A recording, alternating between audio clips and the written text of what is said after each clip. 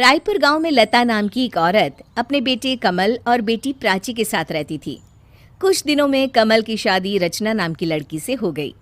रचना ने घर में आते ही पूरा घर संभाल लिया, पर लता हमेशा अपनी बेटी और बहू में फर्क करती थी और इस कारण घर में अशांति का माहौल हो जाया करता था।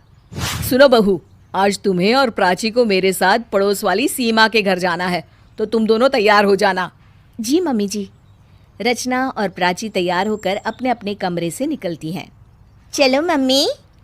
हाँ, तेरी भाभी कहाँ रह गई रे? आ गई मम्मी जी, चलिए। रुको, ये क्या पहन कर जा रही हो बहू? क्या हुआ माँ जी, साड़ी ही तो पहनी है मैंने। हाँ, पर ये स्लीवलेस ब्लाउज क्यों पहन रखा है? अरे बदलो इसे रचना। पर मम्मी जी, प्राची ने भी तो स्लीवलेस सूट पहना है। अरे वो तो इस घर की बेटी है, पर तुम तो बहू हो। तुम्हारी नई नई शादी हुई है, सबकी नजर वहां तुम पर होगी और मैं अपने घर का तमाशा नहीं बनाना चाहती। जाओ कपड़े बदल कर आओ। रचना को लता का ये बर्ताव बिल्कुल भी पसंद नहीं आया, पर फिर भी उसने कपड़े बदल लिए और अपनी सास के साथ चल पड़ी। मम्मी, मेरे सारे फ्रेंड्स ने अगले महीने का शिमला का प्लान बनाया है, मुझे भी जाना है। हाँ तो चली जाओ ना, उसमें पूछना क्या है? मम्मी जी, वो कल मेरी सहेलियाँ शाम का फिल्म देखने जाने का प्लान बना रही हैं, तो मैं भी जाऊं उनके साथ? बहुत दिन हो गए हैं मिले हुए। अरे नहीं बहू, रात में ऐसे फिल्म देखने मैं नहीं जाने दे सकती अपनी बहू को। अरे तुम्हें फिल्म देखने जाना है तो कमल के साथ चली जाओ। पर माँ जी, प्राची भी तो शिमला जाएगी ना, उसे तो आपने कुछ नहीं कहा। हाँ तो भाभी, मैं इस घर की बेटी हूँ और आप इस घर की बहू हो। और नहीं तो क्या, तुम्हारा ये ससुराल है रचना, मायका नहीं कि जो जी में आए वो करती फिरो। अब तुम्हारी शादी हो चुकी है। जी मम्मी जी, बहुत बहुत शुक्रिया याद दिलाने के लिए। मैं तो भूल ही गई थी कि मेरी शादी हो चुकी है। रचना गुस्से से अपने कमरे में बैठी होती है और तभी कमल भी ऑफिस से आ जाता है। कमल अपने ऑफिस से परेशान होता है, तभी वो रचना को देखता है तो वो भी गुस्से में बैठी होती है। तुम्हारे घर में बहुओं को इतनी बंदिशें क्यों है? प्राची को तो मम्मी कुछ नहीं कहती, लेकिन मेरी हर बात पर टोकती रहती है। देखो रचना, ऐसा कुछ नहीं। प्राची अभी कॉलेज में पढ़ती है, वो बच्ची है, तुम तो समझदार हो। तुम अपनी तुलना उससे क्यों करती हो? देखिए, मैं कोई तुलना नहीं करती, पर मम्मी जी प्राची के लिए हर चीज के लिए मान जाती हैं और मेरी हर चीज को मना कर देती हैं। ओहो रचना, मेरे पास इन सब के लिए वक्त नहीं है। एक तो पहले से ही ऑफिस में इतना टेंशन चल रहा है। क्यों, क्या हुआ ऑफिस में, बताइए तो। कुछ नहीं हुआ। कमल रूम से चला जाता है। कोई मुझे कुछ समझता ही नहीं इस घर में।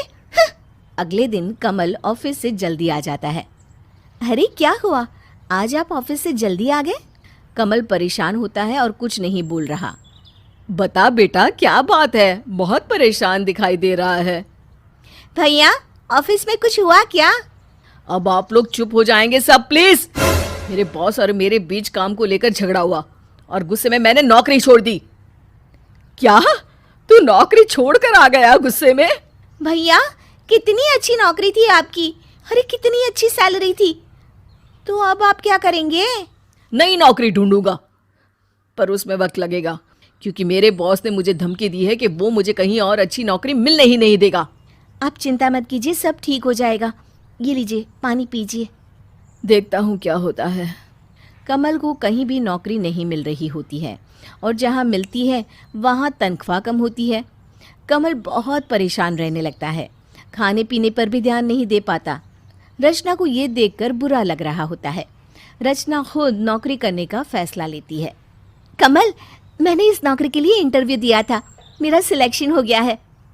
अरे पर तुम क्यों नौकरी करोगी? रचना, मैं नौकरी ढूंढ रहा हूँ ना। आप ढूंढिए ना नौकरी, पर देखिए अगर कहीं कम तनख्वाह की भी नौकरी मिल रही है ना, तो आप उसे ज्वाइन कर लीजिए। उसमें हिचकिचाइएगा मत, क्योंकि हम दोनों कमाएंगे तो घर के लिए पूरा पड़ ही जाएगा। लता को रचना का नौकरी करना बिल्कुल पसंद नहीं आता। बहू, तुम ये नौकरी नहीं करोगी? हाँ। क्यों मम्मी जी, ये मेरा भी घर है और इस घर की परेशानियों को हल करना मेरी भी जिम्मेदारी है। कमल की मदद करने के लिए प्राची है, वैसे भी इसका ये आखिरी साल है, 2 महीने बाद इसकी भी नौकरी लग जाएगी। मम्मी जी, आपने अपनी बहू और बेटी के लिए इतने अलग अलग नियम क्यों बना रखे हैं? क्यों बहू वो सब नहीं कर सकती जो बेटी कर सकती है? मैंने फैसला कर लिया है कि मैं नौकरी करूंगी। ठीक है, जो मर्जी आए वो करो। रचना नौकरी पर जाने लगती है और कुछ दिनों बाद कमल को भी नौकरी मिल जाती है। उसकी सैलरी पहली वाली नौकरी से कम होती है, पर रचना भी कमाती है, तो दोनों की कमाई से घर अच्छे से चलने लगता है। रचना को नौकरी और घर दोनों एक साथ संभालते देख लता भी खुश हो जाती है। मुझे माफ कर देना बहू, मैंने तुझे कभी भी अपनी बेटी नहीं समझा, पर आज मैं कहती हूँ कि तू भी प्राची की तरह मेरी बेटी है और आज से तुम में और उसमें कोई फर्क नहीं करूँगी मैं। ये सुनकर सब खुश हो जाते हैं।